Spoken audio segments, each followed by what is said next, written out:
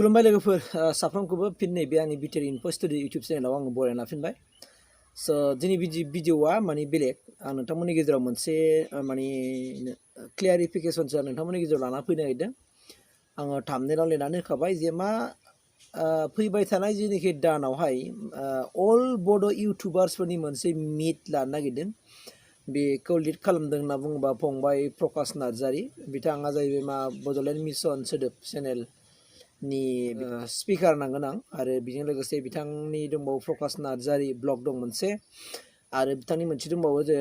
प्रकाश Narzary entertainment होननाय मोनसे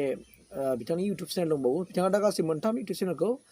माने दैदेनो आरो एबा बिथांनाव दा मोनथाम इउटुब चेनेलफोर दङ दा बे थांबाय दे दाना बाथ्राया जाहैबाय मा बिथाङा मानि थाखाय अल बड' इउटुबार्सफोरनि मिट लानो नागिरदों निस्सय बिनि सायाव माने मिथिनांगौ दङ होननानै आङो सानदों स' बेनिखायनो आङो बेखौनो नोंथांमोननि गेजेराव आङो गेवलाङै फोरमायथिनानै होननानै आं फैबाय आरोखि नोंथांमोना ससियेल मिडियायावहाय निस्सय नुबाय थादों नङा होमबा सोरबा इउटुबार्सआ सोरखौबा माने सोंखारियो नङा होमबा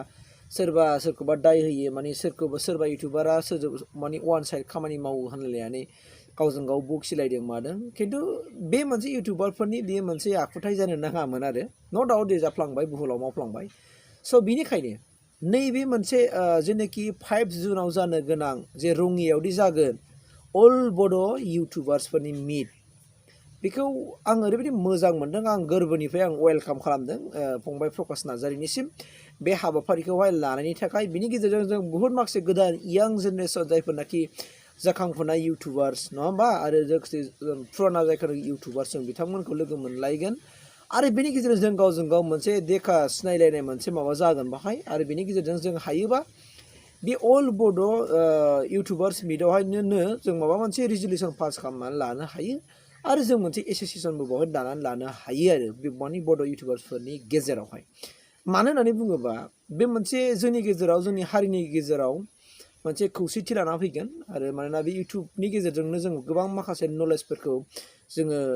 सुबुंफ्रा माने आरजिना लानो हायो नालाय दा बावहाय दिनै बिथांमोननि जेनाखि लानाय स्टेप लानाय बेखौ आं मोजां मोनदों आं वेलकाम खालामदों आरो आंबो सासे जाखांफुनाय माने आंबो दासो रानिं माने सोलिबाय थानाय इउटुबार हिसाबै आंबो बे हाबाफारियाव आंबो बाहागो लाहैगोन आङो बिथां प्रकाश नार्जारिनि आं मबाइल नाम्बारावहाय आङो आंनि चेनेलनि मुंखौ आं स्क्रिनशट खालामनानै हरबाय आंनि फुल डिटेल्सखौ आं हरजोब्बाय बिथांनिफ्राय आंनाबो रिप्लाइ मोनथ'वाखै बाट थेवब्लाबो आङो जेरैबाबो बे हाबाफारियाव आं एटेन्ड जाहैगोन जेनाखि 5 जुनाव बिथाङा लादों जे इनभाइरनमेन्टेल डे जों लोब्बा लाखिनानै निस्सय बिथाङा बे हाबाफारिखौ लादों जानांगौ स' बावहाय आं मिजिंथिदों बाहाय माखासे गागि आरो जायफोरनाखि एक्सपार्ट बर'नि गेजेरावनो गोबां इउटुबारफोर दंसै बिथाङा बे गावनि जेनाखि बड'लेण्ड मिसन सोदोब चेनेलनि गेजेरजोंहाय सानैसो माखासे इउटुबारफोरनि मुंखौ मख'दों बिथांमोना फैगोन नङा होमबा मोजां नंगौ बाथ्रा सैथो आजां गाजां बर'नि गेजेराव दा इउटुबारफोर दंसै दा बेनि गेजेरावहाय गासैनिबो इउटुबारफोरनि मुंखौ बे लाजोबनो हाया नङा होमबा बाथ्राया बेनो दा बेनिखायनो जों बेनि गेजेराव मोनसे गुवार मोनसे जोङो डिसिसन लानो हायो गोथौ आरो गिलिर जों मोनसे डिसिसन लानो हायो जे इउटुबारफोरनि गेजेराव मालाबा इउटुबारफ्रा गावजों गाव खुनु मोनसे बखिलायनो मोननाय नङा जों बर' जाथिनिफ्राय फैनानै जों बर' हारिनिफ्राय जों इउटुबाराव जानो फैबाय हिसाबै जोङो जोंनि हारिनि जों माबा मोनसे मावनानै जों माबा मोनसे दिन्थिलांनानै बा जोंनि हारिखौहाय इउटुबनि गेजेरजों माबा मोनसे आगानसे स्टेप जोङो गोजौआव दिखोलांनो हायो नामा जों नैबे थांखि आरो उद्देश्यखौ लानांगोन आरो जोंनि समाजनि माखासे मा होननानै बुङो मावथाइफोरखौ जोङो हायोबा जों इउटुबनि गेजेराव जों दिन्थिहोनो हागोन लोगोसेयैनो माने गोबां माखासे नलेजफोर जोङो होनांगौ दङ सुबुंफोरनो जे बाथ्रायावनो दङ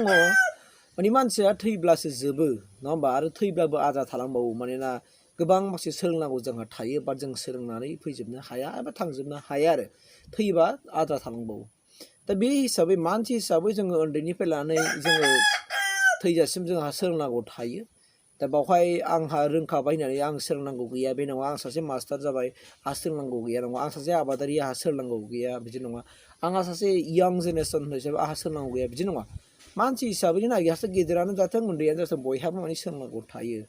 दा आं मिजिंथिदों नोंथांमोननि सिगाङाव आं होनखाबाय जे बे हाबाफारियाव आंबो बाहागो लाहैगोन आरो बे जेनाखि हाबाफारि लादों अल बड' इउटुबार्स मिट बेखौ आं जोबोद आंनि गोरबोनिफ्राय आं वेलकाम खालामबाय आं 100% आं बे हाबाफारियाव नुजाहैगोन ओमफ्राय बिनि गेजेरजों माबा मोनसे जुदि बुंनायनि जुदि माखासे खथाफोर मोनोबा बिबुंथि लाखिनायनि खथाफोर मोनोबा आंबो बे हाबाफारियाव बिबुंथिखौ लाखिगोन आं बेखिनिखौ नोंथांमोननि गेजेराव खोथा होबाय आरो मिजिंथिदों बे हाबाफारिया गाहामै गाहाम जाफुंगोन आरो बे हाबाफारि जोबनायनि उनाव जे बड' इउटुबार्सफोरनि गेजेराव माबा मोनसे इउनिटिया फैगोन आरो समाजनि थाखाय जों माबा मोनसे मावनानै होनो हागोन आं बेखिनिखौ मिजिंथिनानै आंनि नैबे बड' इउटुबार्स मिडियाखौ मानो खालामनाय जायो बेनि सायाव जेनाखि भिडिअ खालामनाय आरो रिभिउ लाबोनाय बेखौ आं एसेखिनियावनो माने फोजोबबाय थेंक इउ